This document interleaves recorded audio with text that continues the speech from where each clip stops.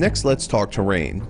Of course, one of the big changes in Trials Evo is the outdoor environment, and the designers at RedLynx have created a nice big world with all kinds of areas for you to build in. But sometimes you need a hill, a hole, a bump, a ditch, or a road where there isn't one. Guess what? There's a tool for that.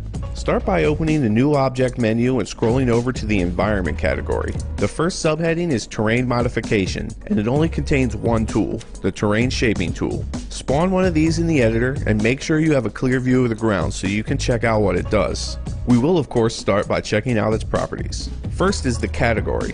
This determines what the terrain mod is doing. A few of the categories only affect the texture decal on the terrain. These are surface, driving line, and road and path. The rest will also change the formation of the terrain to create ditches, hills, or ramps, just to name a few. You will notice as you change the category, the second property, decal, will have a different number of options. For categories that only change the texture, each decal will just be the different textures you can use. But for the categories that also adjust shaping, there will be different shaping variations with each option as well.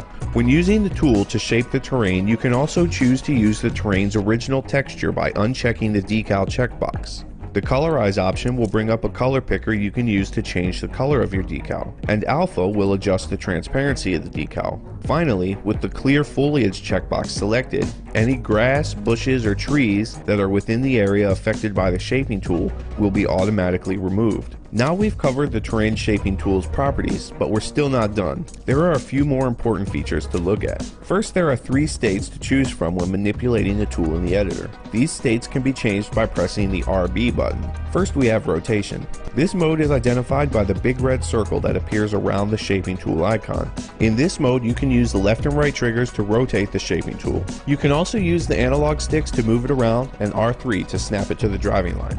Next is scaling. This has a blue and red line protruding from the icon representing the 2 dimensions you can scale, X and Z. You can use the left and right triggers to scale both dimensions equally. Left trigger scales down, right trigger scales up. Or you can use the right analog stick to scale each dimension individually. Left and right scales the X axis, up and down scales the Z axis. R3 in this mode resets the size of the X and Z axis to their default.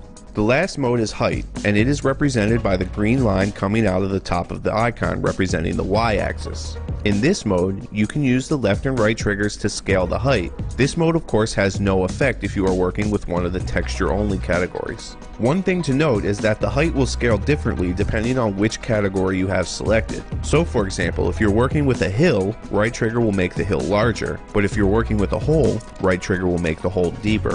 When working with height, R3 will reset the tool to its default height. The last thing we need to cover is layering. Sometimes you may want to have multiple shaping tools in the same area. Say for example you create a hill to drive over, but you also want to place a driving line texture to show the rider where he's going. When placing terrain tools, the layering of the texture decals is decided by the height of the icon. So for our example, we will place the icon of the shaping tool that is making the driving line above the icon of the hill shaping tool. One thing to remember when working with the terrain tool is that when adjusting many of the settings, the texture and terrain will not visually update while you are making adjustments. Only once you've stopped making changes for a moment will you see the results.